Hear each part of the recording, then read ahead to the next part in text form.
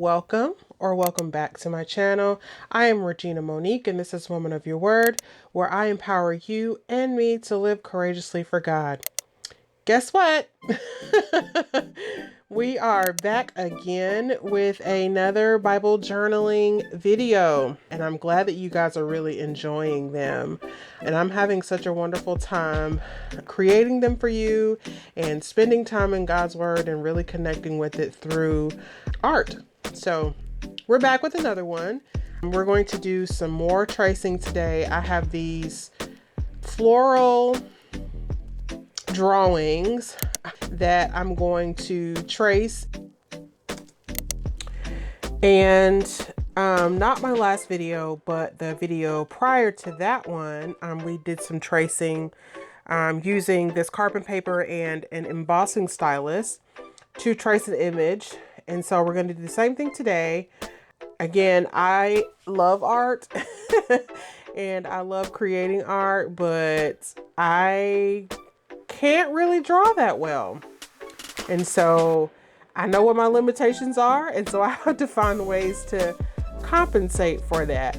And so listen, tracing is the next best thing. So we're just tracing these florals, and I love them because they're not perfect. They're not these perfect drawings. They're actually kind of messy. And I like that. I like the look of these. I thought that gave them a little bit of character, which I really appreciated. So we're going to trace these and we're going to throw some watercolor on them. And yeah, just really connect with this verse, which is, now is a good time to tell you the verse that I'm working on. It is 2 Corinthians chapter 2, verse 15. And it says, "For we are the aroma of Christ to God among those who are being saved and among those who are perishing." And when I think about this verse, I have to ask myself, what is the aroma of Christ? What does it mean to be the pleasing aroma of Christ? Also, if you haven't put two and two together, but I chose flowers to help make the connection of something with a pleasing aroma. Okay, but the phrase "a pleasing aroma" is found many times in the Old Testament, generally in reference to a sacrifice that God was pleased with. And the Apostle Paul in the New Testament emphasizes this point when he tells us to walk in love as Christ loved us and gave himself up for us as a fragrant offering and sacrifice to God.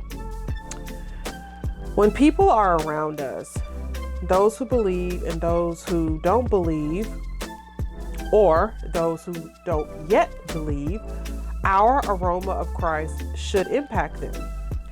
And as we are getting to know the Lord more and more, this spiritual aroma of Christ impacts everyone that we meet. This fragrance affects those who know the Lord, and that is those who are being saved. It draws us to seek abundant measures of life, which we have already entered. And this aroma, it basically compels us to love more, to have more courage, more hope, more compassion, all that good stuff. Christ came that we would have life and have it in abundance.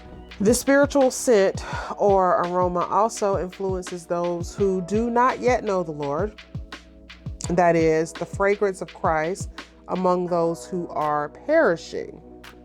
Now, to them, the aroma should be a reminder, or is a reminder or indicator of their desperate need for Christ, and that without him they will perish, that they are dead in their sins. This aroma is the scent of life that they really and truly desire. The other thing to point out about this verse is this, and I think it's probably the most important thing to remember, is that when this fragrance or aroma is emanating from our lives, we are not the cause. Sometimes I think it's so easy for us to look in ourselves and feel like, oh, I'm this way because of me. Oh, I'm this way because of my own ability and because of my own talents and gifts and smarts and knowledge and intellect and yada, yada, yada, yada, yada, right? But not so, my friend. This fragrance, when it's emanating from our lives, God is the active agent, okay? The verse says that God works through us to spread the fragrance of the knowledge of Him everywhere. It's not anything to do with us. It's Him working in us and through us. This aroma of Christ is achieved by living a life of love and sacrifice. And that is so counterintuitive to the world's way of living selfishly, right? Romans 12:1 tells us that we are to present our lives as a living sacrifice.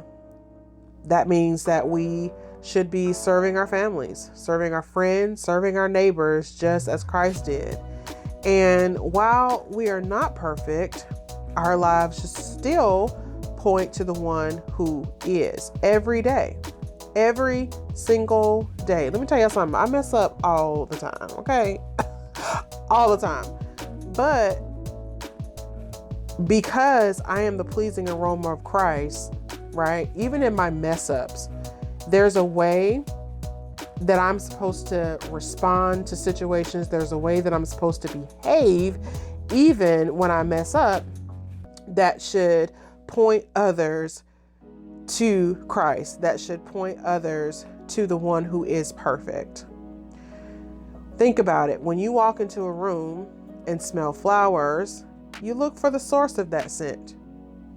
Our Christian lives should point others to the source of our ability. Remember, it's not us, it's the source of our ability to love and serve others, and that is God. So as you continue to watch me illustrate around this verse, and I hope that you're illustrating with me, I encourage that as well. But if you're just watching, go ahead and take a moment and reflect, right? Think about how you are or maybe are not a pleasing aroma of Christ to the world. Think about how you are the pleasing aroma of Christ to those who are being saved and to those who are perishing.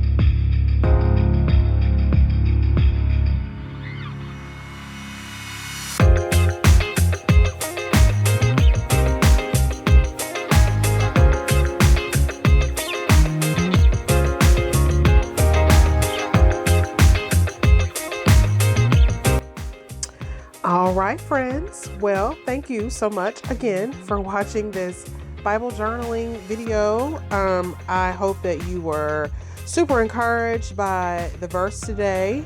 And I hope that you're encouraged to create around God's word. If you enjoyed this video, go ahead and give it a thumbs up. And if you haven't already done so, make sure that you subscribe to the tribe, turn on your notifications so that you don't miss an upload from me in the future. I love y'all. I really do. I will see you next time. Bye.